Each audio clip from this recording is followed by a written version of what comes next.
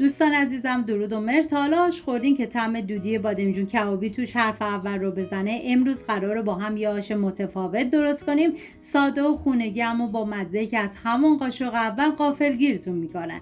اگر عاشق غذای اصیل با طعم خاصین تا آخر ویدیو همراه من بمونید.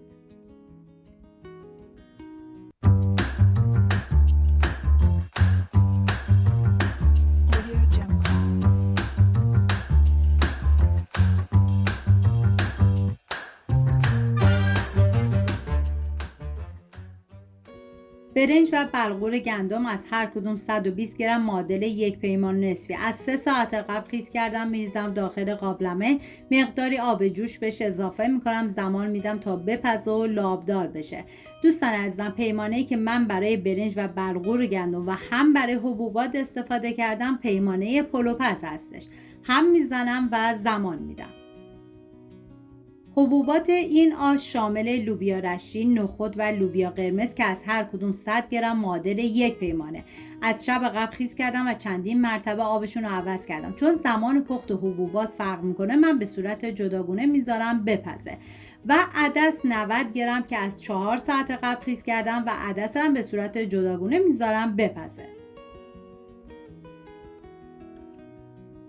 3 عدد بادمجون نیاز دارین که باید حتما بادمجون رو کبابی بکنید و بعد پوستش رو بگیرید و ساتوری کنید. سبزی آش شامل اسفناج، جعفری، گشنیز، نعنا، تره و سیر تازه هستش که این سیر تازه طعم این آش رو فوق‌العاده خوشمزه میکنه. اگر عاشق آش هستی و دلتون یه طعم جدید میخواد، حتما این آش بادمجون کبابی رو امتحان کنید. و من اندازه های دقیقا هم در طول ویدیو میگم هم داخل دیسکریپشن نوشتم. خرد شده این سبزی باید 450 گرم بشه.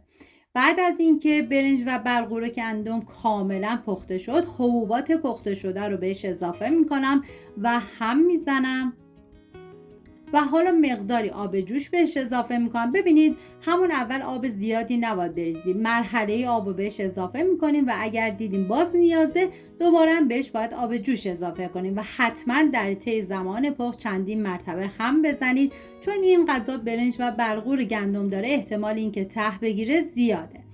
و سبزی آش رو میریزم داخل قابلمه، هم میزنم، زمان میدم تا سبزی بپزه. واقعا جای تک تک شما دوستان عزیز خالی، حتما این آش رو درست کنید. و ما نیاز به 5 عدد پیاز داریم که پیاز این غذا هرچی بیشتر باشه فوق العاده خوشمزه تر میشه. و پیاز رو به صورت اسلایسی ریز میکنم.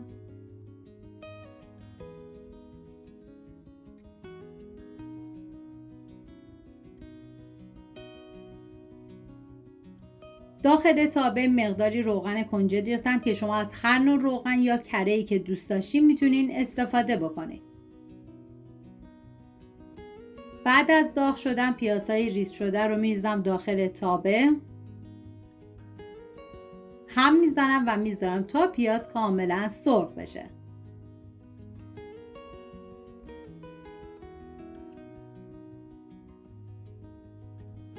نوبت اضافه کردن ادویه هست، شامل پودر تخم گشنیز، زردچوبه، فلفل سیاه و نمک. هم میزنم و میذارم ادویه ها تف بخورن، عطر ادویه ها آزاد بشه.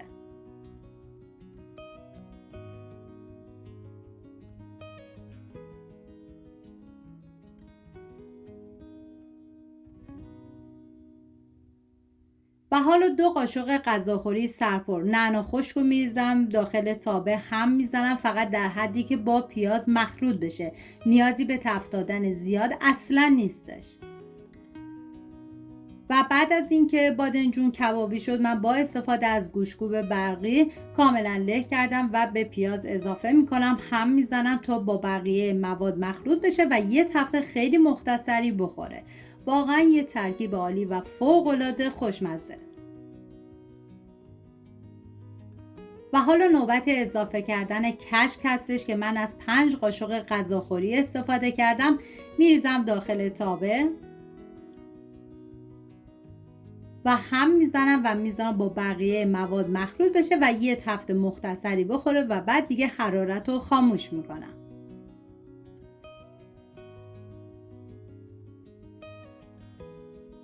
طعم دودی بادمجون کبابی روح این آشه. وقتی با سبزی و حبوبات قاطی میشه یه مزه خونگی و عمیق میسازه.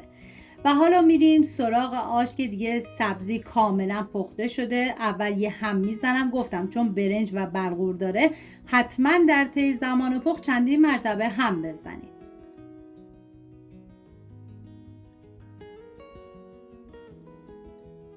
حالا مواد سرخ شده رو بهش اضافه میکنم. زمانی که این مواد اضافه کردید هم بزنید و بذارید به مدت نیم ساعت دیگه با حرارت کم این آش بپزه و جا بیفته.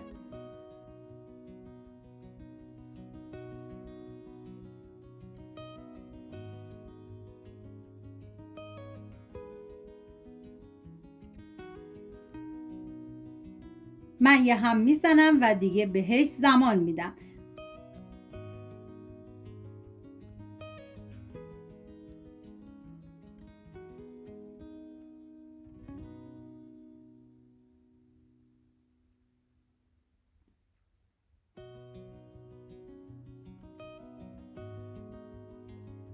خب اینم از آش بادمجون کبابی ما. عطری که تو خونه میپیچه، خودش بهترین تعریفه.